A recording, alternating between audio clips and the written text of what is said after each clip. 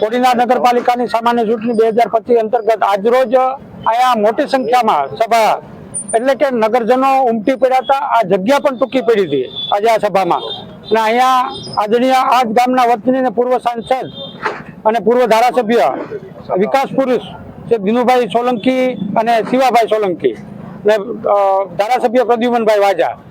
આ વાત કરું નગરપાલિકાની તો અહીંયા 28 ઉમેદવાર છે, 7 વોર્ડ છે।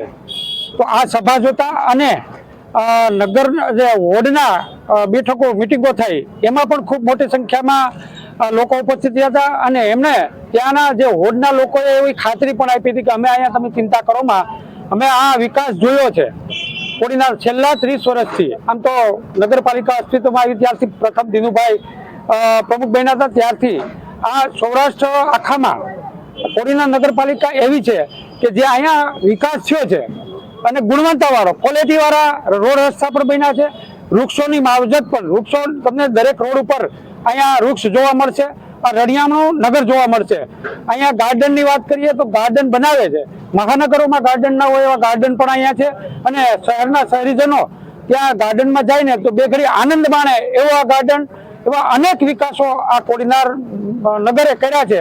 તો આજે અહીંયા 28 ઉમેદવાર જીતવાના છે એ બેમત નથી, પણ જે કોંગ્રેસના વાત કરીએ તો આજે એની સભા પણ હતી અહીંયા, અને એમાં પણ નહીવત લોકો પણ ઉપસ્થિત હતા, અને એક ઘરમાંથી 6 ઉમેદવારો કોંગ્રેસે આપ્યા છે, અને અહીંયા આપનો એક ઉમેદવાર હતો એ ભારતીય જનતા પાર્ટીને ટેકો આપી દીધો છે, અને કોંગ્રેસના ઉમેદવારો પણ ભાજપને સમર્થનમાં આપ્યા છે। 2 દિવસ પહેલા એક કોંગ્રેસના ઉમેદવારો પણ ટેકો આપ્યો છે।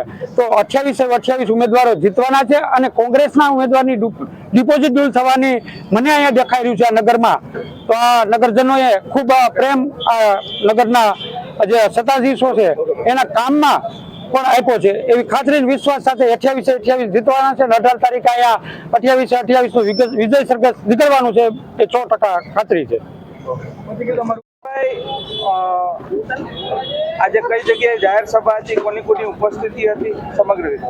આજે કોડીનારના પાણી દરવાજે જે આજે ભાજપ પરિવાર તરફથી જે સભા હતી તેમાં માન્ય શ્રી માજી સંસદ સભ્ય શ્રી દિનુભાઈ સોલંકી જે મારા કાકા છે, ધારાસભ્ય પ્રદ્યુમનભાઈ, ઉનાના ધારાસભ્ય કેસી રાઠોડ સાહેબ, અને અમારા જિલ્લા પ્રમુખ મહેન્દ્રભાઈ પીઠિયા, ને બધાને આજે ઘણા બધા જિલ્લા અને તાલુકાના આગેવાનો જે હતા, ને આજે સભા અમે જે વિજય માટેની જે પહેલા વિજય માટેની જે સભા હતી એ આજે હતી।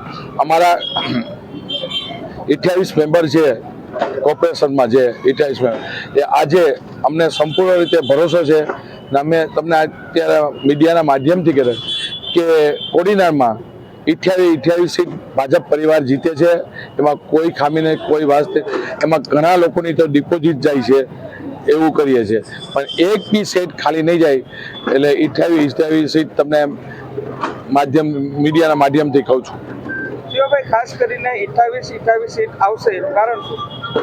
જે 28 સીટ આવવાનું કારણ છે કે અમે એટલા વર્ષે જે કામ કરીએ છીએ, લોકોની સેવા કરીએ છીએ, જે અમારા કોર્પોરેશનના જે સભ્યો છે જે હળીમળીને જે કામ કરે, ગામનો અમને સાથ અને સહકાર અને ગામની એકતા માટે બધા સમાજને સાથે લઈ એને એટલે 28 સીટ આવે એવું છે। કારણ કે એવું કોઈ એવા સમાજના નથી કે જે સારા સમાજના લોકો તેને ઉમેદવાર પણ આપ્યા નથી સમાજે કોઈએ। શિવાભાઈ, કોંગ્રેસના પણ ઘણા સભ્યો છે, કોંગ્રેસ મૂકીને ભાજપમાં પડ્યા, કેટલા સભ્યો છે? એવા કોંગ્રેસમાંથી ચાલુ ચૂંટણીમાંથી 3 છે, અને ફોર્મ ભરીને એવા 6 જણા છે, ટોટલ 9 જણા કોંગ્રેસમાંથી। આમ તો ટોટલ અમારી 28 સીટ છે, તો અત્યારે કોંગ્રેસના છે 15 જ છે, એટલે એમ સમજો કે બાકીના જે છે એ કોંગ્રેસના સભ્ય હતા।